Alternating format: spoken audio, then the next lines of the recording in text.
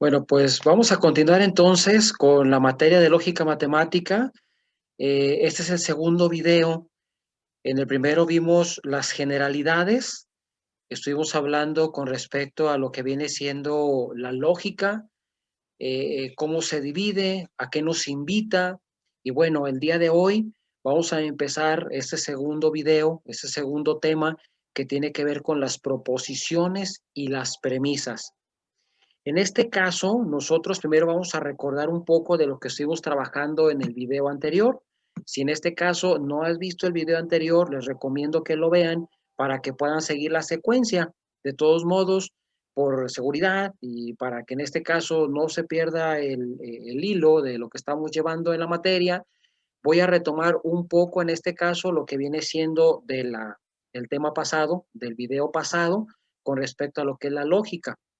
Si lo recuerdan, dijimos en este caso, en la clase anterior, la sesión anterior, que la lógica es una ciencia que estudia métodos o procedimientos que aplican definiciones y leyes o reglas con el propósito de determinar la validez o invalidez de las proposiciones. La lógica matemática es una variedad de la lógica filosófica. Para empezar, entonces, habíamos comentado ya en la otra sesión que justamente la lógica es una ciencia. Por tanto, no es que se nos esté ocurriendo a nosotros inventar y a nuestra manera decir esto es válido o no es válido.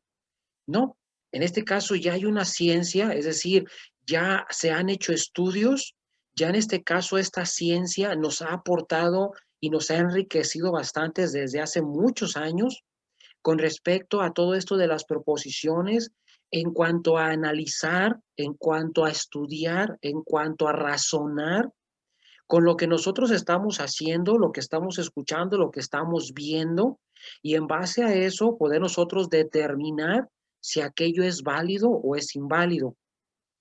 Si nosotros nos ponemos a pensar un poco más, en nuestra vida cotidiana hacemos esto. De alguna forma, consciente o inconscientemente, nosotros podemos interpretar, nosotros podemos deducir, nosotros podemos concluir que en este caso aquello sí es válido o no lo es. Es decir, nos están mintiendo, aquello en este caso tiene veracidad, lo puedo comprobar. Decíamos en el primer video que algo que nos va a ayudar a la lógica matemática y sobre todo esa cuestión de matemática es justamente comprobar aquello. Y yo les comentaba un ejemplo, si recuerdan el primer video, en el que un profesor, ingeniero con doctorado, cómo en sus inicios tuvo que comprobar con matemáticas el modelo de módem que iba a hacer. Entonces, gracias a ello, hay muchas cosas, sobre todo que están incluso aparentemente fuera de nuestro alcance. ¿Qué decir, por ejemplo, de situaciones que tienen que ver con el espacio, entre otras cosas que parece ser inalcanzables, que parece ser muy difíciles, y cómo se han calculado, cómo se han hecho, cómo en este caso se tienen esas conclusiones? ¿Quién ha ido, por ejemplo, al Sol, a Venus, entre otros planetas? Bueno, ya que toqué ese punto de la cuestión del espacio, y hay medidas, ya se sabe cuánto gira, cuánto tiempo haces la rotación en el planeta, cuánto dura en este caso en darle la vuelta al Sol, cuánto es la distancia y quién ha ido hasta allá. Es cierto que se han enviado sondas y todo eso, pero cuando ya se asevera algo como esto, es porque entonces no es solamente que está en la imaginación, sino que en este caso ya se ha aplicado cálculos matemáticos y cualquier video en el que ustedes vean que hablen, por ejemplo, de espacio, que ya fue lo que empecé a tocar esa línea, de las primeras cosas que va a decir, cálculos matemáticos, se siguen haciendo cálculos. Es cierto que las ondas siguen arrojando y seguirán arrojando información que nos va a ayudar a soportar eso, a hacerlo válido justamente, a darle validez. Pero justamente eso significa que esos cálculos previos que se hicieron solamente están soportando con aquello. Por tanto, entonces, como lo menciona al final, la lógica matemática es una variedad de la lógica filosófica, en donde no solamente nos dedicamos a pensar, sino que buscamos demostrar qué es lo que realmente estamos haciendo o diciendo o tratando, ¿verdad? De hecho, ahorita más adelante vamos a ver unas diapositivas, algo justamente al respecto. Entonces, se puede decir también que la lógica es el estudio de la inferencia. Esta palabra inferencia muchas veces la escuchamos y así como que, ¿qué significa o qué es? Bueno, cuando escuchen la palabra inferencia, se refiere a que inferir es extraer la conclusión a partir de sus premisas. Ahorita vamos a ver qué es una premisa también. Cuando trabajamos nosotros con la lógica matemática, vamos a escuchar premisa y vamos a escuchar proposiciones. Eso va a ser como el pan de cada día. Eso va a ser muy común. Vamos a escuchar premisas y proposiciones. Muchas veces los alumnos se confunden y piensan que premisas es igual que proposiciones. Y otros dicen, no, este es más que el otro. Entonces, no es lo mismo y no se trata de que este es más que este. Se trata de identificar qué es una premisa y qué es una proposición. Ahorita lo vamos a ver. ¿Para qué? Para que una vez que nosotros ya tengamos eso bien claro, en los siguientes temas, cuando se escuche premisa y cuando se escuche proposición, lo ubiquemos correctamente.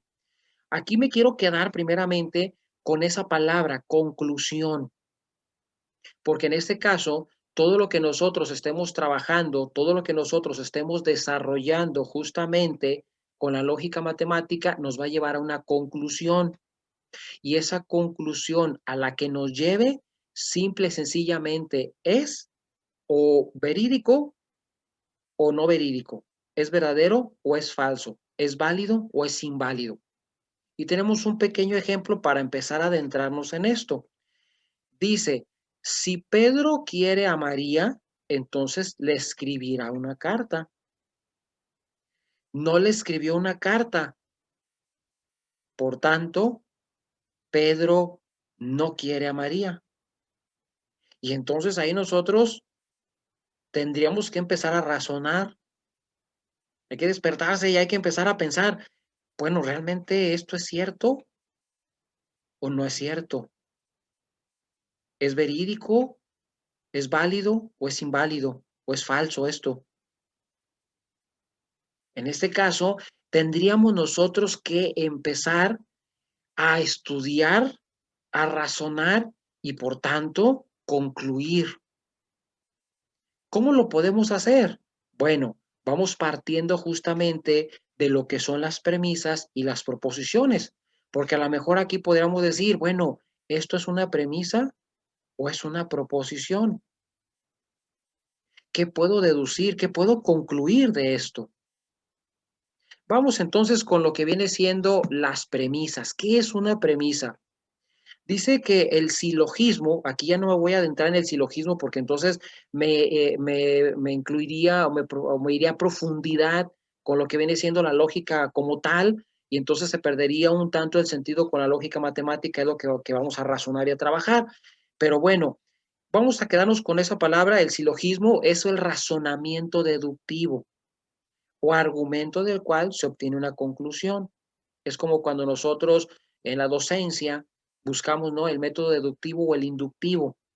Entonces, el deductivo, ¿qué buscamos? Que en este caso el propio alumno vaya encontrando las conclusiones. Que el propio alumno diga, ahí el profe me está diciendo la verdad, sí es cierto, ya lo comprobé. Y que en su defecto también, con toda veracidad, el alumno puede decir, el profe me echó mentiras, me dijo falsedades, eso no es cierto, yo ya lo hice y no da resultado. O yo ya lo hice y no pasó lo que él dijo que pasaba. Entonces, ahí estamos llevando a la acción y que en este caso, bueno, volviendo a la docencia, que el alumno, a raíz de las premisas o de las proposiciones que le hizo el profesor, llegue a una conclusión y diga, como lo mencionaba, el profesor sí me dijo la verdad o no me la dijo. ¿Es cierto lo que él dijo o es falso? Y eso, hay muchos alumnos, y me da gusto eso, muchos alumnos que van más allá de lo que uno simplemente les dice. Y llega un momento en el que ellos honestamente dicen, profe, ¿sabe qué? Usted nos dijo que pasaba eso al realizar ciertas acciones y yo lo hice y no pasó nada. U ocurrió algo totalmente diferente. Bueno, entonces fue la conclusión a la que él llegó y por consiguiente entonces Él dice, ah, sí es cierto esto, ¿no? O pasa aquello. Hoy, por ejemplo, dejé una tarea en una escuela para los alumnos que están estudiando ingeniería en sistemas. Están trabajando, estamos con la materia de base de datos para ingeniería. Estamos trabajando en este caso una base de datos en Access y se va a mandar a llamar información de una tabla de Excel. Y al final les puse 3 preguntas. Y un alumno me dijo, oiga, profe, ¿y en la tarea cuánto le muevo yo para responder las preguntas? Y mi respuesta fue, lo que a usted le guste mover. Si echa a perder la base de datos, si echa a perder en este caso la tabla que tiene en Excel, no hay problema, porque para empezar la tabla yo se las estoy pasando. Entonces, usted la puede volver a descargar y la compone, borra la otra y se acabó el problema. Y la base de datos usted la está creando. Entonces, no pasa de que la tenga que borrar y volver a crear y vuelve a llamar la información y se acabó el problema. Hasta donde usted puede limitarse, hasta donde usted quiera. Y en base a eso le dije, usted va a concluir las preguntas que le estoy haciendo. Entonces, más que responderlas, le dije, usted va a llegar a una conclusión y va a decir lo que nos explicó el profesor en la clase, en la sesión, es cierto o está equivocado y no es cierto, hace lo contrario, ¿no? Si ustedes lo deducen. Entonces, cuando nosotros trabajamos con las premisas, siempre va a ser muy importante que nosotros tomemos juicios. Esas premisas justamente son juicios. Eso es una premisa, un juicio justamente. En este caso, estas premisas que se forman con un silogismo pueden ser premisas mayores que contienen el predicado de la conclusión y premisas menores que contienen el sujeto de la conclusión. Ahora, ¿cómo nosotros podemos ubicar una premisa mayor y una premisa menor? Bueno, aquí vemos un pequeño ejemplo, donde dice la premisa mayor que las mujeres usan tacones. Que bueno, yo sé que a algunas no les gusta, pero la verdad, si los vamos así tal cual las mujeres, creo que si no todo, la gran mayoría, referimos a que las mujeres usan tacones. Por tanto, una premisa menor dice que Lucía es una mujer. ¿Qué llegamos de conclusión o qué obtenemos de conclusión? Entonces, que Lucía utiliza tacones. ¿Por qué? Porque es una mujer. Y simple y sencillamente estamos nosotros concluyendo eso a raíz de lo que viene siendo la premisa mayor y la premisa menor. Cabe señalar que nosotros no conocemos a Lucía. Cabe señalar que en lugar de Lucía pudo haber sido Fernanda, pudo haber sido, no sé, Carla, etcétera, etcétera. Pero por el hecho de ser mujer, nosotros concluimos que utiliza tacones. Y con ello entonces obtenemos esa parte de un razonamiento que nos lleva a algo, a una conclusión, no por simple imaginación, no porque creemos que eso es, sino porque realmente nosotros estamos trabajando con esas premisas y esas premisas justamente nos llevan a esto, a esa conclusión. En este ejemplo dice que la conclusión se obtiene del razonamiento de las premisas que van de lo general a lo particular. Por ello, es fácil concluir que Lucía, al ser una mujer, utiliza tacones. Ahora, ya metiéndome un poquito más adelante de lo que vamos a ver después, yo podría decir, ¿y qué pasa si, por ejemplo, en lugar de decir ahí, Lucía es una mujer, dijera, por ejemplo, Pablo es un hombre? ¿Qué llegaríamos a concluir? ¿Llegarían a una conclusión? ¿Cuál sería su conclusión? Bueno, los dejo en este caso para que empiecen a echar a andar su mente, su pensamiento, su razonamiento, y ustedes empiecen a adentrarse también en la materia, en el tema. Ahora, las premisas implícitas son aquellas que no se mencionan o explican, sino que se dan por entendidas y se pueden deducir según los argumentos que se tengan. En este caso, si ustedes se fijan en este ejemplo, en esta diapositiva, tenemos la premisa mayor y menor, están muy marcadas. Como le decíamos incluso en la diapositiva anterior, para ya no regresarme, una de ellas contiene incluso al sujeto y la otra entonces nos está diciendo así certeramente, ¿no? La acción, que en este caso usa tacones.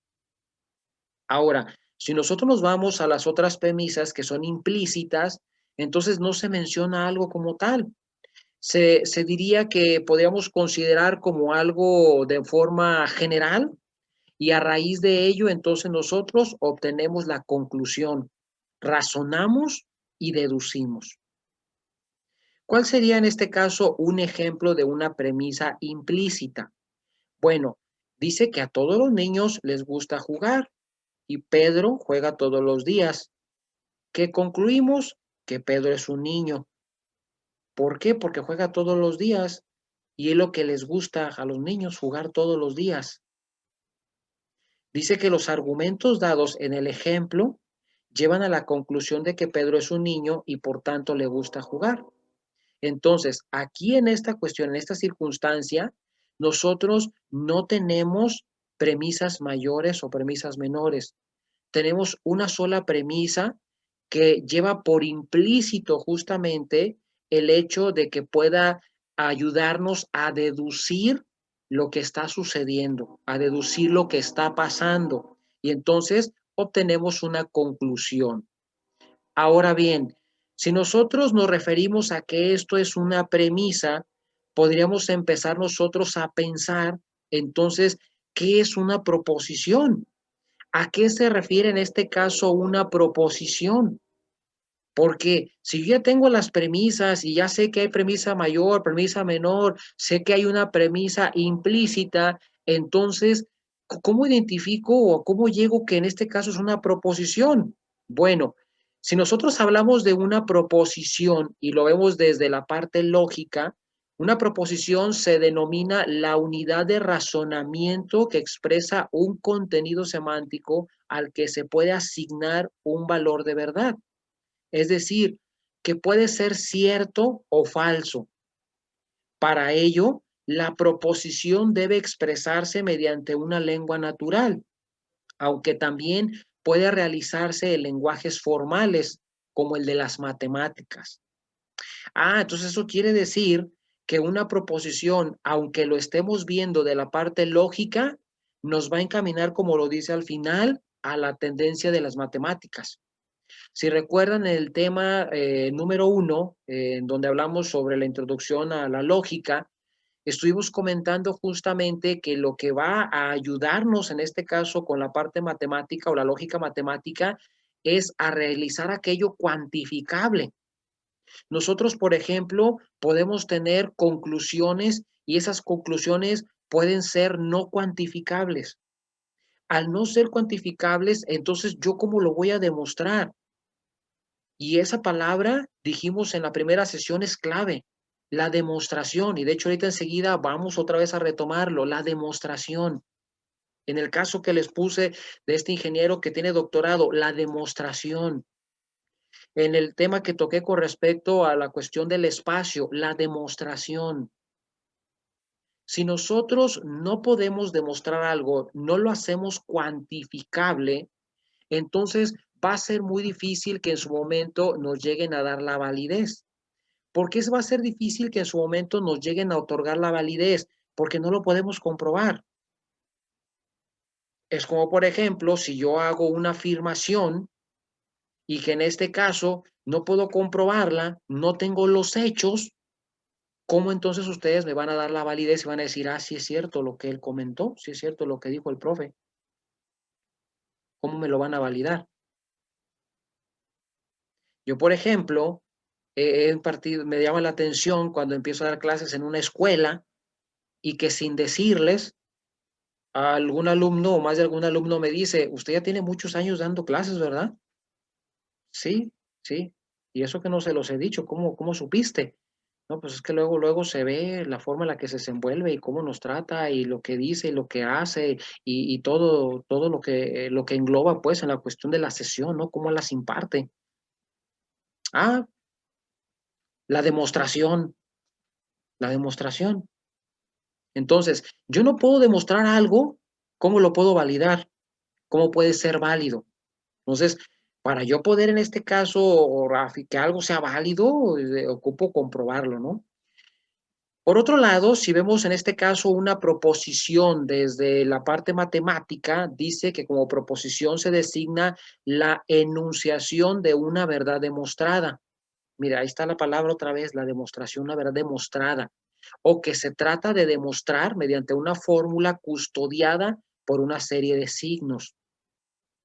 Dice que para que una proposición matemática sea interpretable como una verdad, es decir, que nosotros la podemos tomar como válida, debe encontrarse bien formada, pues de lo contrario, no puede tener valor de verdad debido a que no hay garantía de que sea interpretable. Y aquí podríamos nosotros recordar cuántas fórmulas matemáticas nosotros conocemos, cuántas veces las hemos aplicado, cómo se llegó a ellas. ¿Quién fue el que dijo, ah, mire, muévele aquí, hágale acá, súmele, reste, divide y da? Y hasta la fecha siguen vigentes. Cuestiones matemáticas que en este caso no están hechas así de la noche a la mañana, se han ido probando al paso del tiempo y por consiguiente nos llevan a que en este caso aquello sea garantía de que se pueda interpretar, sea garantía de ello. Rápidamente, yo platicaba el otro día con un vecino, empezamos a hablar justamente de matemáticas y le estaba platicando que me llamó la atención de un video que vi en una red social en el que una persona del Estado de México empezó a hacer cálculos con la cuestión de los temblores y curiosamente él empezó a observar un patrón en el que, por ejemplo, según la fecha y el año, sacaba una diferencia de días y eso le proporcionaba al cuánto tiempo más iba a volver a temblar. Y entonces él se fijó o encontró información de temblores desde hace años, de lo más que pudo, y hasta el último temblor que se presentó, seguía el nuevo patrón y era exacto. Y entonces incluso él ahí con esas notaciones, con esos cálculos matemáticos, predijo cuándo va a ser el siguiente temblor fuerte que va a ser devastador en México. La verdad no recuerdo la fecha, pero me llamó la atención porque en este caso él observó ese patrón, observó como esa conducta matemática en esa parte de decir, yo lo que hago es pues, sacar la diferencia de los días y luego hacer creo que una multiplicación y hacer una sumatoria, algo en la fecha. La verdad no me acuerdo cómo sale el proceso, pero aquí el punto es, en este caso, él incluso aseveraba ahí en esa red social que iba a estar muy al pendiente y que nos iba a recordar que él había hecho sus cálculos y que ya había predicho con anticipación cuándo iba a suceder el próximo temblor, en qué fecha, porque sacaba fechas, ¿eh? No era una bahía, no, sacaba fechas, o sea, fecha exacta de cuándo. Claro, no tenía la hora, ¿verdad? Pero sí tenía la fecha exacta de cuándo. Entonces, habría que esperar, ¿no? A ver si se cumple o no se cumple todavía ese patrón con respecto a esa cuestión de los temblores. Pero lo recordé por esta cuestión de lo que dice de la garantía de que sea interpretable. Él podría haber dicho, ah, es que lo que pasa que sucede porque deben de ser cada X cantidad de años. Sí, pero ¿cómo lo demuestras? Entonces puede ser tu idea nada más.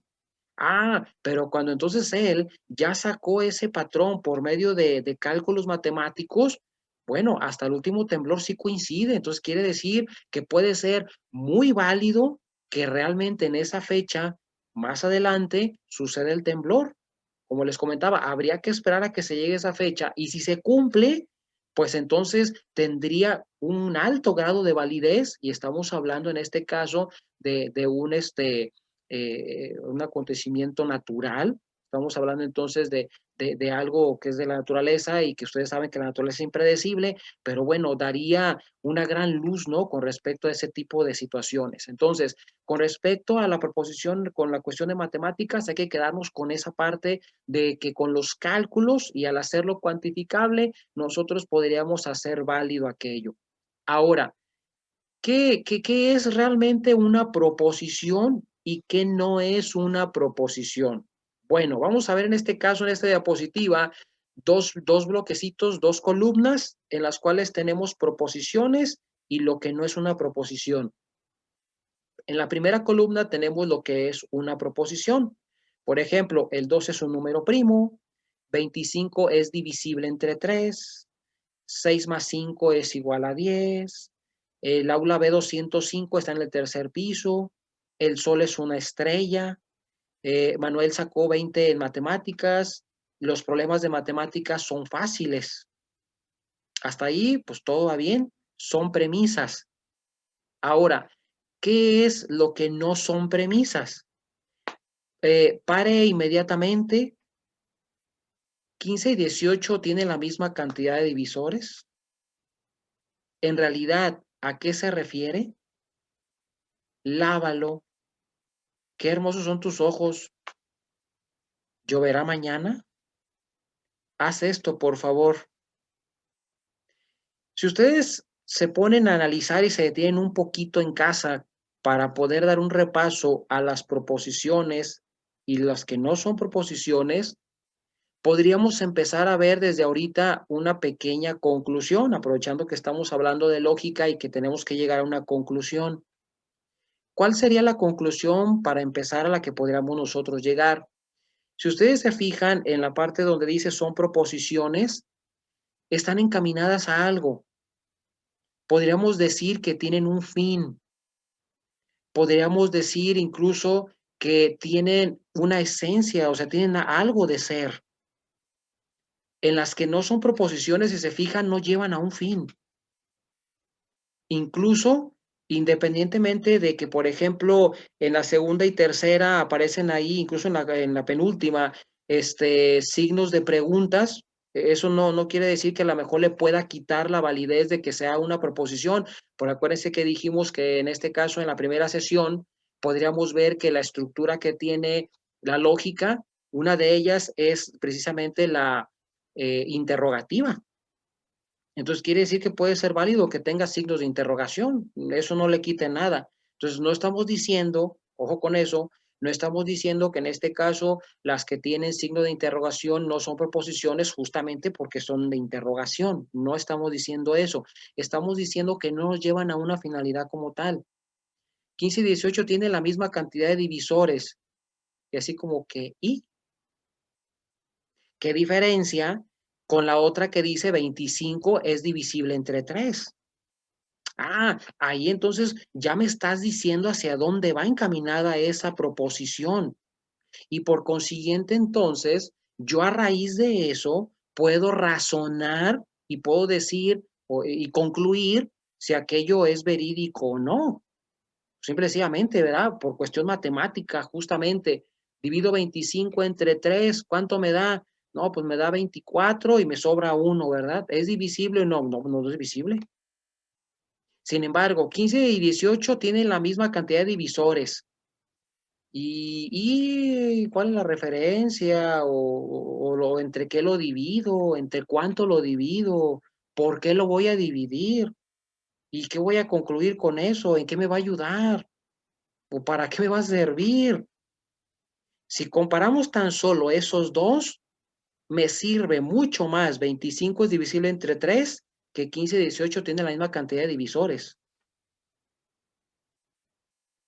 Y si lo razonamos así realmente, tranquilamente podríamos llegar a eso y más. Entonces, sí es muy importante que nosotros logremos entender lo que realmente es una proposición y lo que no lo es. Hay que saber descartar qué es realmente y qué no lo es. Porque si no, entonces vamos a empezar a tener diferentes dificultades al emplear la lógica matemática. ¿Por qué? Porque vamos a querer trabajar entonces con proposiciones que no son proposiciones y eso va a dificultar en este caso el proceso y en lugar de beneficiarnos, en lugar de ayudarnos, pues nos va a perjudicar. Bien, entonces, una vez que tenemos esto, espero que no se les pase porque ¿qué creen? Bueno, ahorita les voy a dar una sorpresita con respecto a las proposiciones, pero antes de eso, vamos entonces a pasar con la cuestión de las premisas y proposiciones. ¿Qué las difiere entonces? Así como que puede ser que a lo mejor alguno de ustedes todavía diga, pues sí, pero como que me quedó la duda de qué es una premisa y qué es una proposición o qué las hace diferentes. Ah, bueno, entonces aquí en esta diapositiva les indico justamente qué las hace diferentes. Para empezar, una proposición es una aseveración acerca de alguna cosa.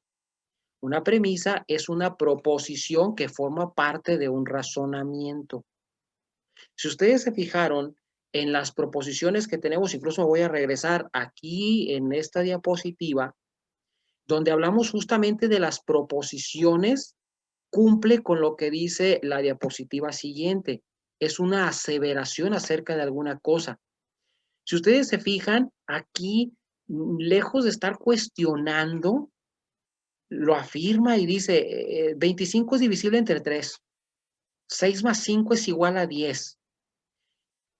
Ojo con eso, no estamos hablando si realmente las proposiciones que tenemos aquí son verídicas o son válidas o inválidas.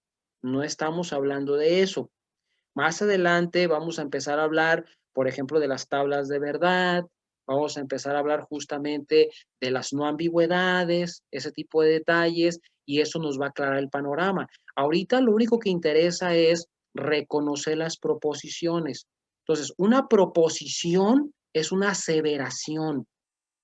Y al ser una aseveración, entonces yo le estoy poniendo en tela de juicio, dijimos que es muy importante eso, un juicio, la premisa también dice ahí que son juicios que nosotros hacemos para poder concluir algo. Y al llegar a esa conclusión, nosotros poder decir si es válido o es inválido. Por tanto, entonces, una proposición es una aseveración acerca de alguna cosa. Mientras que una premisa dice que entonces es una proposición que forma parte de un razonamiento.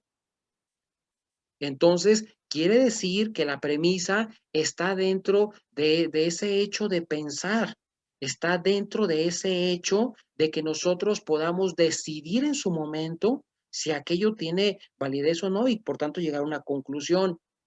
Por tanto, las premisas son aquellas preposiciones que anteceden a la conclusión. Si ustedes recuerdan, cuando hablamos de las premisas, siempre buscábamos llegar a una conclusión, mientras que las preposiciones son exposiciones de una idea o un plan que se conozca y se acepte. Si volvemos a retomar entonces con lo que les estaba comentando respecto a lo que viene siendo las proposiciones y vemos otra vez esas aseveraciones que tenemos, de nueva cuenta cumple con lo que dice el segundo párrafo. Es decir, en este caso son exposiciones que en este caso tienen de una idea o de un plan que se conozca y se acepte. Si en este caso hablamos de que se acepte, estamos hablando de que no es de que ya lo estamos dando como algo que es válido.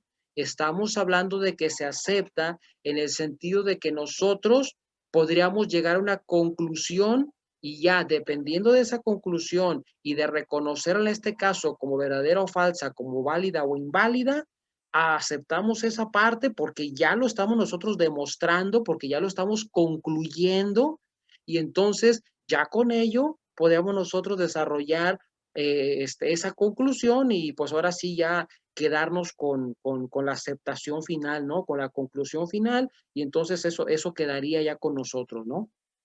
Bueno, vamos cerrando, perdón, entonces el tema de esta sesión, donde recordamos los objetivos principales de la lógica. ¿Cuáles son esos objetivos principales de la lógica? Primero, eliminar las ambigüedades propias del lenguaje ordinario. Acuérdense que en este caso, en la lógica, justamente no puede haber ambigüedades. Yo recuerdo que más de alguna ocasión, cuando estuve sobre todo impartiendo la materia de forma presencial, más de algún alumno llegaba a preguntarme y a cuestionarme justamente por eso. ¿Por qué hablamos de ambigüedades? ¿Realmente en la informática se presentan o podrían presentarse ambigüedades? Claro que sí. Sí, sí se pueden presentar. Y justamente ahí es donde nosotros eliminamos esa parte. Y como les decía, vamos a verlo más adelante y si no, entonces recuerden las tablas de verdad. Y eso, váyanlo comparando y asimilando con las compuertas lógicas. ¿Dónde se trabajan las compuertas lógicas? Pregúntense. Para empezar, en la computadora realizamos nosotros muchas acciones. ¿Y cómo se trabajan? Con compuertas lógicas. ¿Tienen ustedes dispositivos y con qué creen que trabajan? Con compuertas lógicas. ¿Tienen ustedes aplicaciones con compuertas lógicas? Y lo que le sigue. Y todas ellas no pueden tener ambigüedades. No podemos, por ejemplo, presionar el botón de encendido de la computadora y que en este caso apague y aprenda o prenda y apague, a menos que pues ya sea una falla del equipo, pero no puede tener una ambigüedad de que en este caso pues no prenda o prenda y apague, ¿no? En este caso, en un dispositivo, por ejemplo, un celular que funciona como una pequeña computadora en la mano, ¿verdad? No, no puede ser en este caso que hagamos un movimiento y que en este caso haga el sí y no a la vez, ¿verdad? El envío y no envío a la vez, entre otras cosas, ¿no? O que, por ejemplo, estamos haciendo un cálculo y que, por ejemplo, multiplique y divida, o sume y reste. No, estamos diciendo que multiplique, multiplica, se acabó. Estamos diciendo que divida, divide y se acabó. No puede hacer las dos a la vez, o no tendría que hacer eso. La otra, el otro objetivo es dar un giro a aquello que se está estudiando. Perdón, un giro, un rigor a lo que se está estudiando. En este caso habla de lo que es el rigor, en el sentido justamente de que dependiendo de las aseveraciones que nosotros tengamos, podríamos nosotros de alguna manera decir, pues sí, realmente esto, eso no es, pero no quedarnos con esa de que puede ser, ¿verdad? O tal vez, o a lo mejor, o sí, no. No, tiene que ser una sola cosa, por eso habla de rigor, ¿no? Un rigor a aquello que se está estudiando. Ahora, con la cuestión de la lógica, existen dos procesos fundamentales, entonces, que ya vimos nosotros presentes tanto en las premisas como en lo que viene siendo las proposiciones. ¿Cuáles son? Primero, la conceptualización. Nosotros es muy común que escuchemos, sobre todo cuando uno les pide investigaciones, ¿no? Que la conceptualización, que conceptualices. ¿A qué se refiere con conceptualización? ¿Qué me está diciendo el profesor o profesora cuando me dice conceptualizar? Bueno, consiste en definir los objetos matemáticos que se van a definir.